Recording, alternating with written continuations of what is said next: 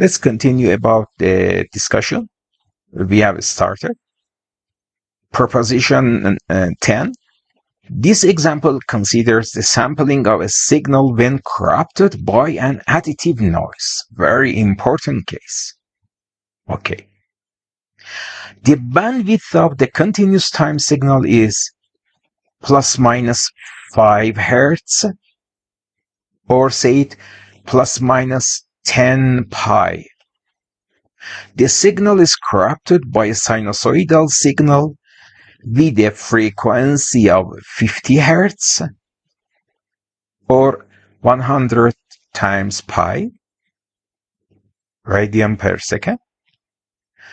The corrupted signal is sampled at a rate of 13 hertz or 26 pi. Okay. Before continuing the rest, I would like to mention a very important problem here. You see, here the baseband is about plus minus 5 hertz. So 13 hertz is enough for it. Okay?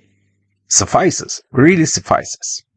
But unfortunately, the signal we are using is polluted and corrupted by a 50 hertz power line interference.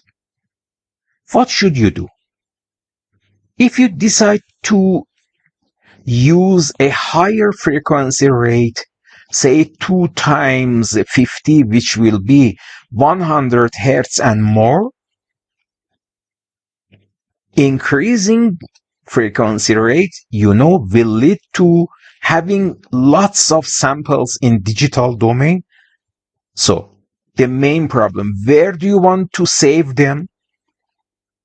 And the second problem, are you happy with reducing the computation speed? So we will always try to reduce FS as much as we can, but considering the aliasing problems. Okay? For this case, if we use, say it, 200 hertz as sampling rate, we are trying to keep and demonstrate noise very sharply. The noise will appear in a beautiful manner for future processing. It's not our goal. So what's the solution? We are going to be familiar with it. So the problem is very critical and very important. Going back to the lecture note, after sampling, at which frequency, what frequency does the interfering signal appear? We should illustrate it. The second problem. The contaminated signal is passed through an anti-aliasing filter made of resistor and capacitor. It's a low-pass filter, having a resistor and then a capacitor following it and connecting the output to junction. It will be an analog low-pass filter. Remember, please, the course you have passed, Circuits and Systems, or Circuits 1 or 2, I don't know. Later we will study about it. So it means before sampling, it's better to have a low-pass filter. The purpose is anti-aliasing filter. We use it as anti-aliasing filter. Will it help?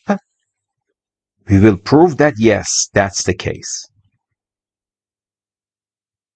And the third question, find the value of the time constant, R times C, the amount of resistor and capacitor.